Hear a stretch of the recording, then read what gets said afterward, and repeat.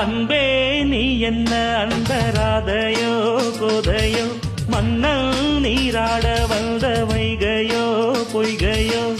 கண்கள் கவர்ந்து நிற்கும் கண்ணான கண்மணியோ காளை மானம் மயங்கும் பொன்னான பெண்மணியோ சங்கம் கொஞ்சம் சங்க தமிழ் பைங்கில்